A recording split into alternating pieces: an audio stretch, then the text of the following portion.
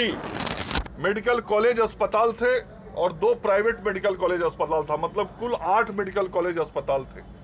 और आज की तारीख में 12 सरकारी मेडिकल कॉलेज अस्पताल हैं, सरकारी, और 5 सरकारी और 5 प्राइवेट मेडिकल कॉलेज अस्पताल हैं। तो उस वक्त 8 था, आज बढ़ के वो 17 हो गया, दुगने से भी ज्यादा हो गया।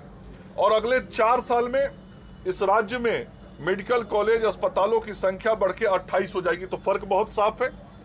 कहां आजादी के बाद से लेकर 2005 तक केवल 8 मेडिकल कॉलेज, और आज हो गए 17, अगले 4 साल में होंगे 28 मेडिकल कॉलेज। एम्बुलेंस सेवा स्वास्थ्य सेवा का बहुत महत्वपूर्ण अंग है, लेकिन 2005 के पहले तक इस राज्य के अंदर में 350 साढ़े 300 के बीच एम्बुलेंस होता था।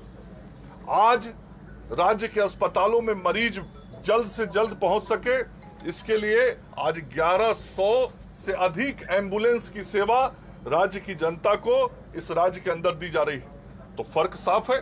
350 भी एम्बुलेंस नहीं, और आज 1100 एम्बुलेंस राज्य की जनता की सेवा में है। उस वक्त तक डॉक्टरों और पैरामेडिकल स्टाफ्स की नियुक्ति होना एक सपना होता था। 15 वर्ष के शासन काल में चिकित्सकों की नियुक्ति और पैरामेडिकल की नियुक्ति हो जाए, यह एक सपना था।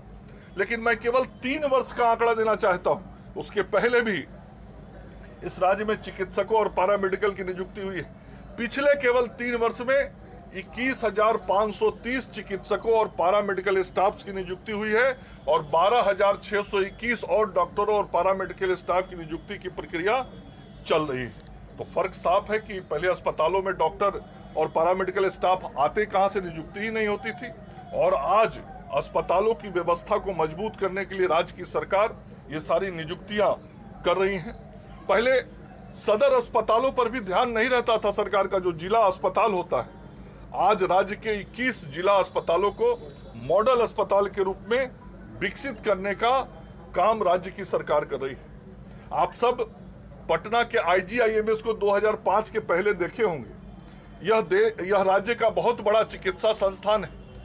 यह बंद होने की कगार पर आके खड़ा हो गया था 2005 के पहले, लेकिन आज पटना के IGIMS में न केवल बिहार बल्कि बिहार के बाहर से भी लोग आके इलाज कराते हैं। और जो अस्पताल बंद होने के कगार पे आ गया था, वहां आज 1032 बेड पर लोगों का इलाज हो रहा है, और 500 बेड के अस्पताल के निर्माण का काम भी चल रहा है। तो फर्क बहुत साफ है कि पहले लोग को IGIMS जाने में डर लगता था, आज IGIMS जाने के लिए सब लोग इलाज कराने के लिए ललायित रहते। ये अंतर है।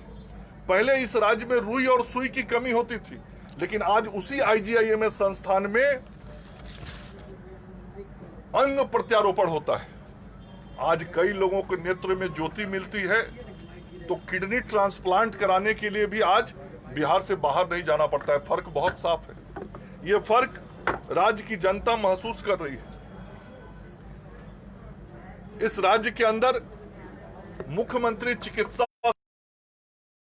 कई गरीब पैसे के अभाव में अपना इलाज नहीं करा पाते थे। गंभीर इलाज, हृदय रोग है, किडनी है, लीवर है, कैंसर है, ऐसे गंभीर रोग जिसमें ज्यादा पैसे खर्च होते हैं, गरीब इलाज के अभाव में कभी कभी बेचारा मर जाता था।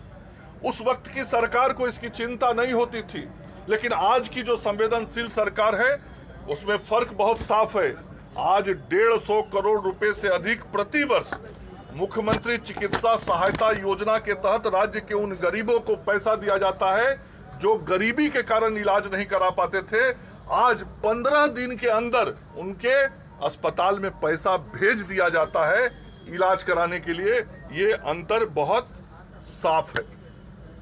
उसी प्रकार से प्रधानमंत्री जन आरोग्य योजना, आज इस राज्य के अंदर 1,08,00,000 परिवार ऐसा है जिसको 5 लाख रुपए तक के इलाज कराने की व्यवस्था भारत की सरकार और राज्य की सरकार ने मिलकर किया है।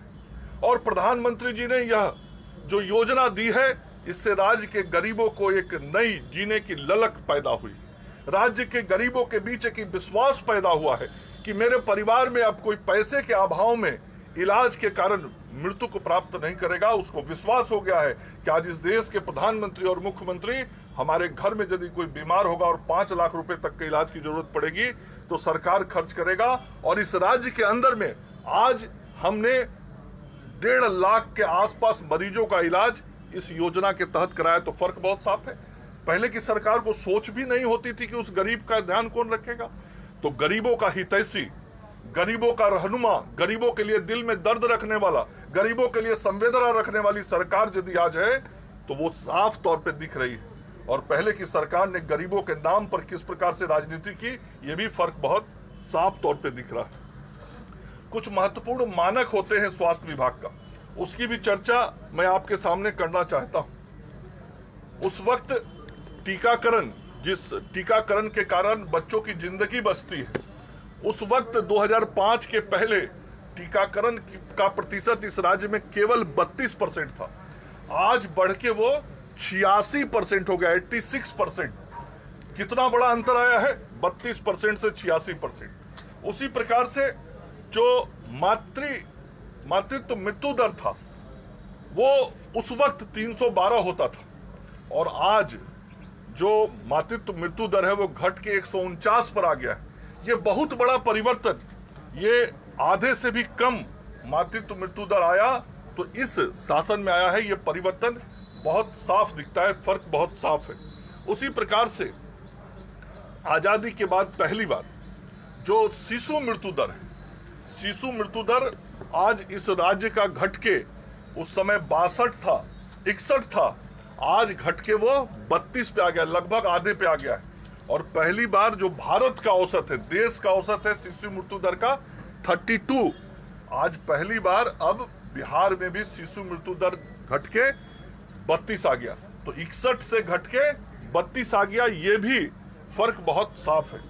और लगातार इस राज्य के जो TFR है, प्रजनन दर है, उसमें भी कमी लाने का काम इस राज्य सरकार के समय हुआ है।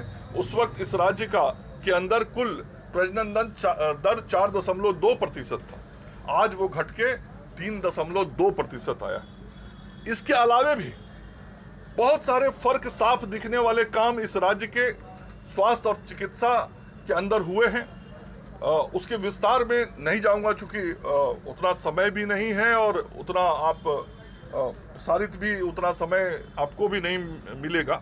लेकिन जो महत्वपूर्ण कार्य, आंकड़े जो गवाह हैं, आंकड़े जो आईने की तरह दर्शा रहे हैं कि कैसे परिवर्तन हुआ है स्वास्थ्य सेवाओं में, वो आज मैंने मीडिया के मित्रों के सामने रखा है। और मुझे विश्वास है कि आपके माध्यम से जो तब का स्वास्थ्य सेवा था और आज की स्वास्थ्य सेवा है, उसमें जो फर्क दिख रहा है वो आपके सामने मैंने रखा है। बहुत बहुत धन्यवाद। एक दो सवाल